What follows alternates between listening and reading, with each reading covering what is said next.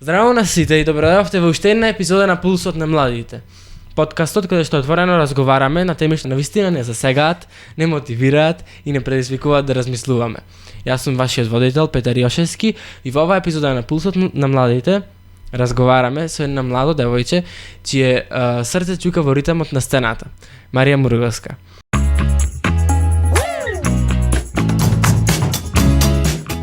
Таа е дел од новата театарска генерација, влюбеник во зборот, движењето и вистината што ја носи секоја улога.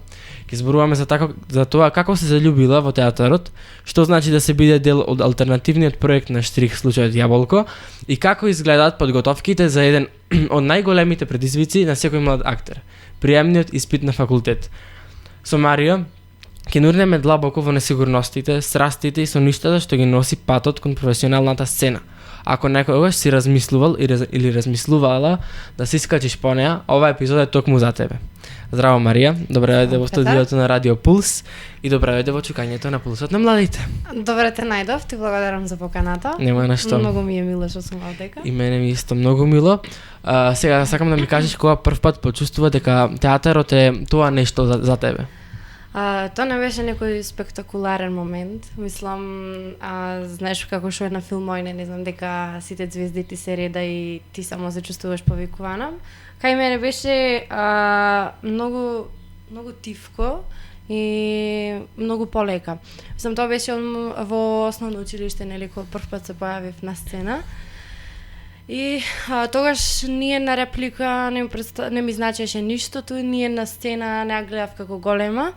Ама после некој период сватив дека, не знам, дека со секое ново излегување на сцена јас почнувам да дишам со незе и сватив уствари колку сите тие реплики се значајни, колку сите тие сцени се големи и не знам, првпат почувствував дека потполно дишам, дека не знам, конечно сум на местото кај што сакам да бидам и дека конечно можам да бидам јас без да се кријам, без да не знам, без да правам некои работи што не ме кажува мене како личност. А што значи театарот за тебе денес? Дали го гледаш само како професија или нешто подлабоко? Многу подлабоко од професија. Мислам, ако дојде во момент да го гледам само како професија, ќе се откажам. Мислам, театарот за мене представува еден вид на потреба. Не е избор театарот. Не знам, тој ми е начин на живење, начин на гледање на светот, начин на секојдневие и не знам, ме научи на присутност, ме научи на со секоја нова улога да разбирам нешто повеќе за човекот, за љубовта, за болката што тој ја чувствува, за стравот, за радоста. И не знам, театарот е начин, мислам, мојот начин за да се поврзам со светот. И не знам, достам еден вид на трага, но и да се изгубам во него кој че, не знам, ми треба малце простор, малце интима, да. И да, баш тој како еден вид на интимен дневник, кај што пишуваш јавно со очите, со телото и не знам, ако се случи некојаш да ме праша што сум јас, кој че после дипломирање, ако се случи тоа, јас ќе му кажам дека ние сите сме театар, не сме само актери. Да. Кој ти е сон, еден лик од соништата за да го одиграш на театарска сцена и зошто? Сон ми е Нина од Галеб, од Чехов. Мислам, Нина е еден голем емоционален спектар како личност. Таа девојка што тргнува со надеж, со некоја цел, со некој жар, некои нејзини идеали и постепено нели се крши, почнува да Светот околу неј се да да адаптира. се губи, ама многу е битно што тоа што никош Нина не се откажала од тоа што го сакаше. Не знам, во неа има нешто многу човечко што се судрува со нашата реалност, мислам реалноста во која што ние сите живееме. И нели кога сите со ној може да ти се истопа, ние понатаму одбиваме да прекиниме, да работиме и да се стремиме кон целта што имаме во животот. Дали некогаш си заплакала на сцена, еве, ама да не било по сценарио? Да, мислам, тоа не е еднаш, многу пати се случило. Посебно кога ги имавме пробите за диво месо. Мислам, само по себе диво месо е многу тешка, мислам, многу тежок текст. И се случи момент кај што партнерот со кој што играв на сцена имаше реплика кај што секогаш ја кажуваше многу брзо и знаев дека тука тој треба да почни. Ама тој изгледа заборај репликата, имаше еден вид на тишина кај што успеав да почувствувам улогата многу тешко, мислам, тогаш уствари сватив зошто јас, која сум и зошто јас ја изнесувам така Марија на сцена. И не знам, солзите сами по себе и да во тие моменти и да колку и да не сакаме. И во тој момент, не знам, ја разбираш болката, ги разбираш страдањата, разбираш се и уствари се судруваш со реалноста. Точно. Ако театарот беше чувство, според тебе, кое чувство би било? Многу чувства би било, ама ако морам да издвоам неколку, не знам, ја театар го гледам како едно чувство кој че немаш видено некој многу долго време и кој че по толку време го гледаш, мислам, самиот, нели, пулс на срцето ти забрзува, не знаеш дали да чувствуваш страв, дали да чувствуваш среќа, дали да чувствуваш збунетост. Точно. Мислам, тоа е мешавина од копнеш, љубов, болка, надеж. Но ако морам уште едно нешто да изберам, би било сигурно носталгија како чувство, затоа што секоја сцена има нешто што веќе си го изгубил, нешто што не можеш да го вратиш, што никош нема да се врати, и затоа толку и театаро лекува, а истовремено и боли. Точно така, сакам да те прашам, кој е твојот омилен театарски режисер кој би сакал да ја режира твојата представа и како би се викала истата?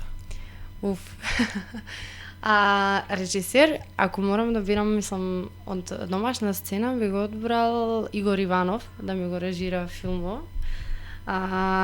Театарска представа, не филмо? Театарска представа, да. Не знам како би се викал Петар, искрено. Немам смислено, ама ќе смислам и ќе ти кажам. Мислам, многу тој уме да најди многу поезија во најнеобичната болка, во, не знам, да ја сними тишината како најгласен крик, да се изразам така, а ако можам да бидам, не знам, ако можам да бирам од светска сцена, би одбрала Кети Мичел, не знам дали ја знаеш. Не знам, таа уме да ја отвори женската внатрешност и исто и да, не знам, да ја прикажи сложеноста на еден живот без да ја поедностави. Јас би го бирал Торбица, пример. Стварно? Да. Добар избор.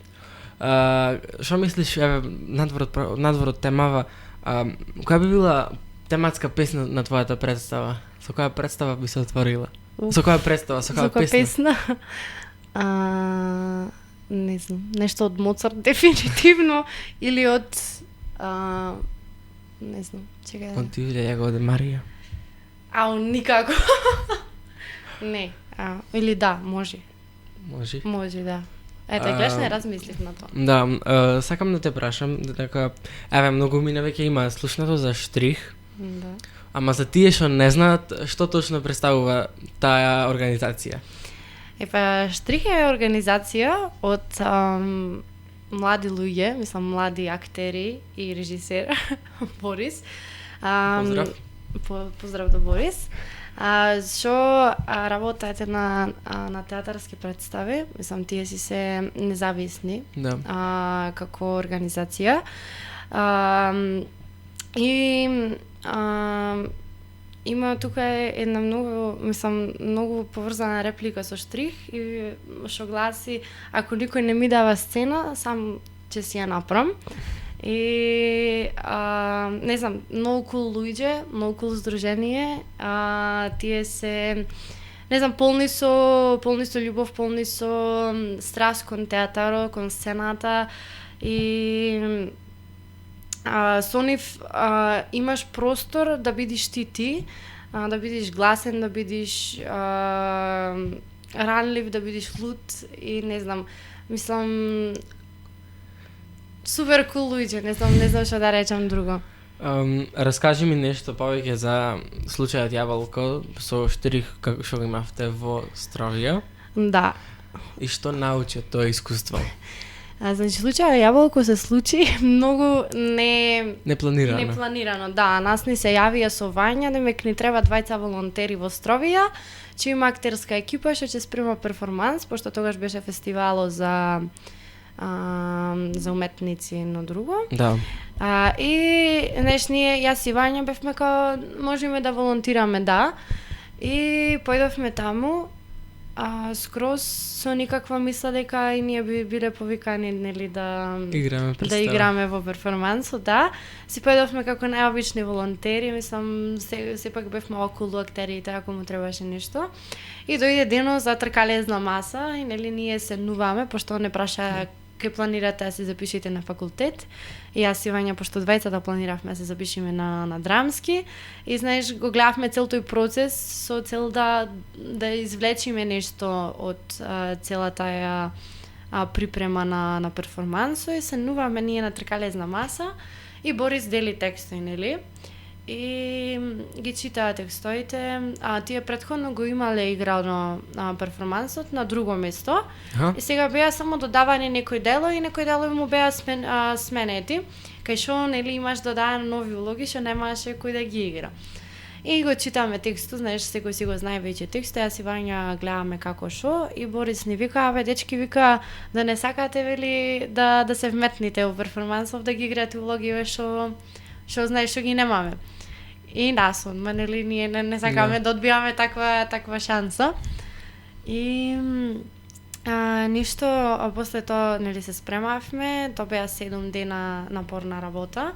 Почнувавме од нула, буквално, мислам, ние како аматери почнавме од нула, со глас, со движења, со музиката. Што имаше голема техника. Музиката, да, исто Лука на... Поздрав до Лука. Поздрав до Лука.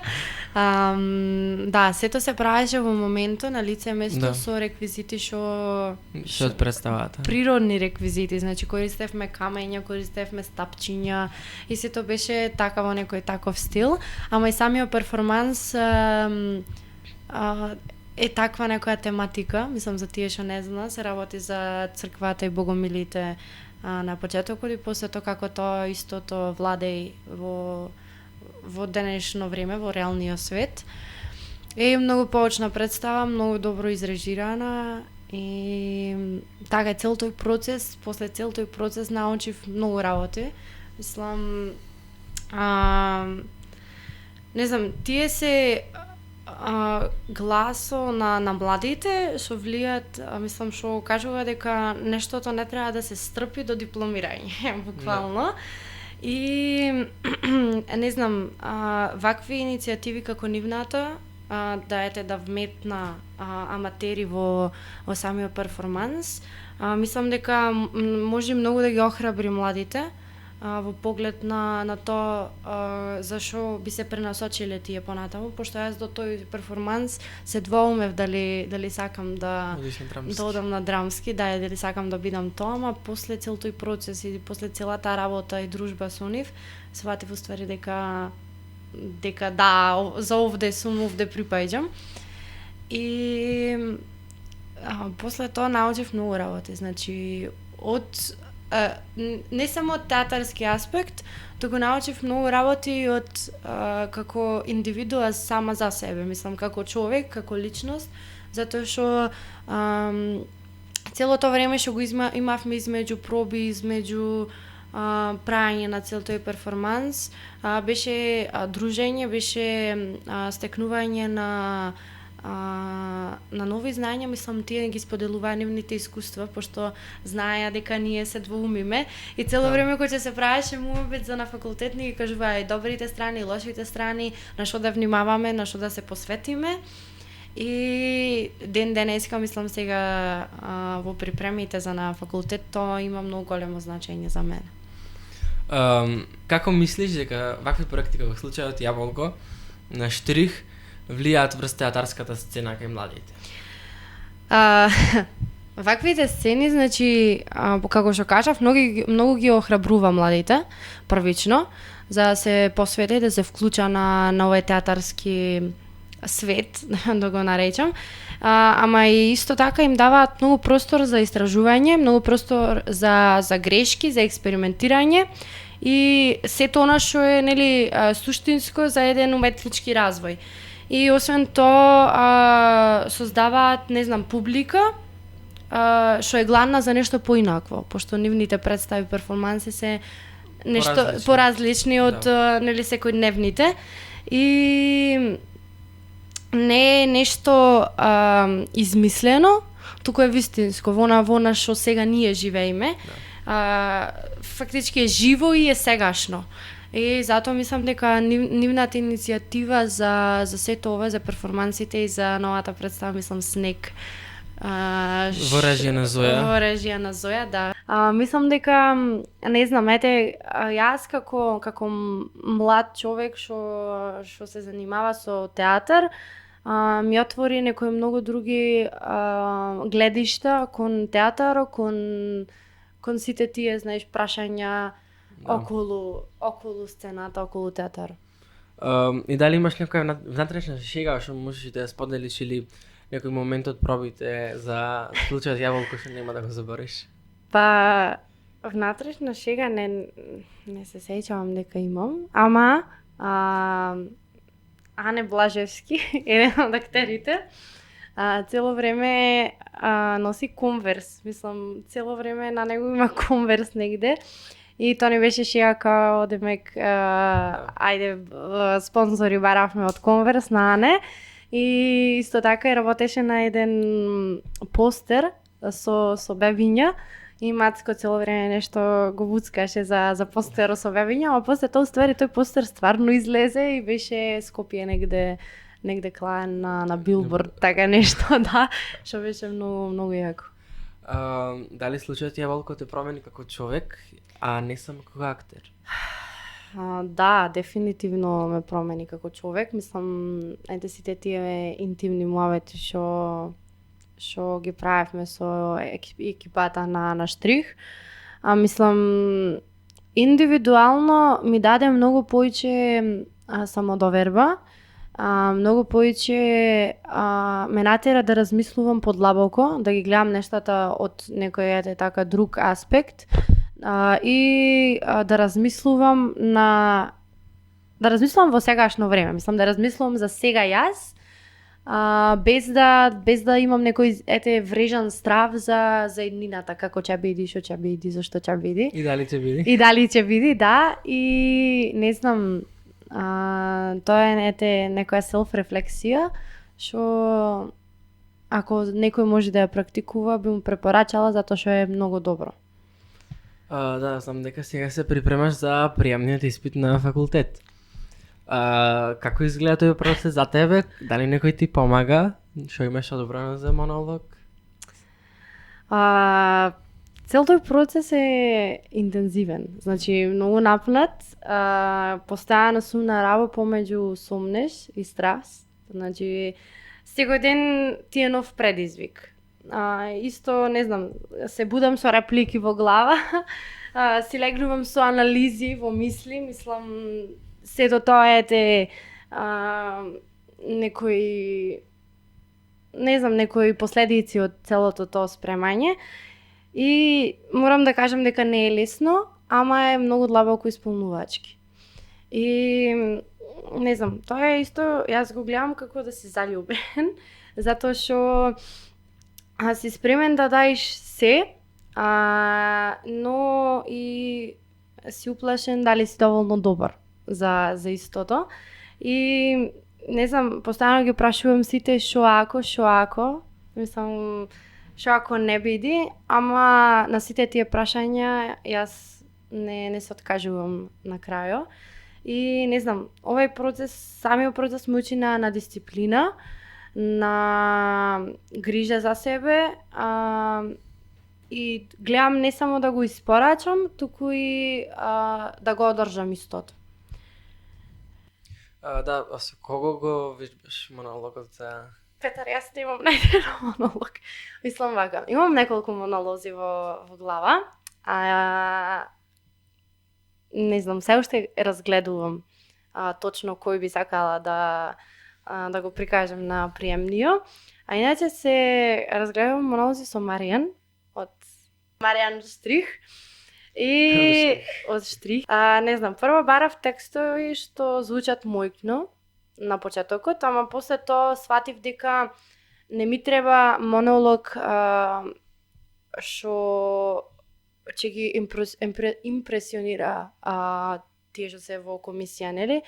Туку ми треба монолог што ќе допри до мене, што ќе може и мене да ме отвори како личност. И затоа се уште и немам одбрано, затоа што гледам баш кој монолог ми лежи најмногу, баш кој монолог ме опишува мене како личност. И се надевам дека во брзо време ќе го најдам. Колку време одвојуваш дневно на вежбање? Дневно по 3-4 сати сигурно, затоа што не можам повеќе, затоа што сега моментално се спремам за државна матура исто.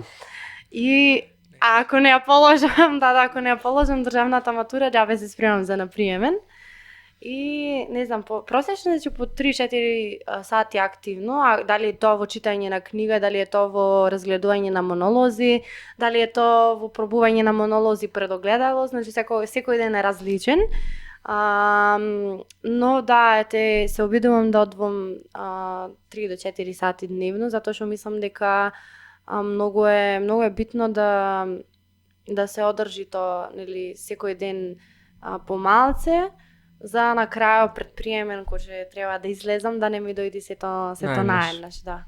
А што најмногу посакуваш да се случи моментот кога ќе стапнеш на сцена пред комисија? Сакам да бидам таму.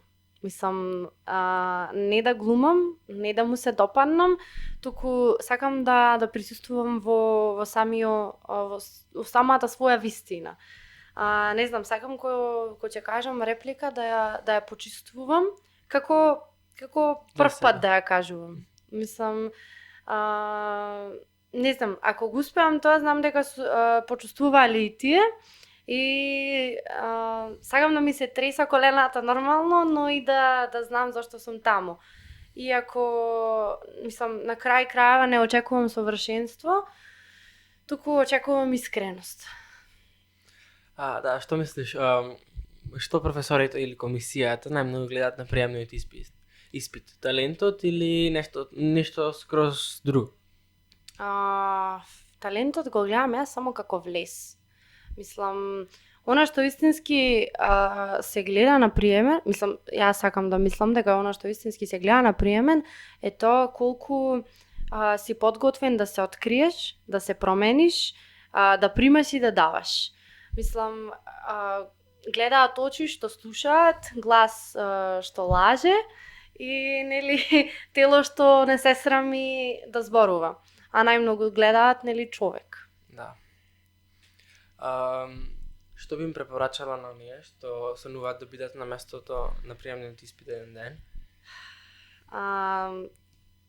Би му препорачала, не знам, стравот е тука да не праша дали ова навистина е за вас. Ако одговор на тоа прашање е да, тогаш тргнете и ќе паднете и повторно ќе пробате и повторно ќе паднете, ќе се изгубите, ќе се најдете повторно, ама на крај крајава ќе знаете дека сте живи и ќе разберете што значи да чувствувате до крај, а тоа вреди се. И за крај, што би рекла на една млада девојка или момче, што е пред истиот чекор, односно се мисли, се плаши, а длабоко во себе сака да се впушти во актерство? Да не чека, мислам, јас би препорачала да не чекаат да се чувствуваат достоинствени за тоа.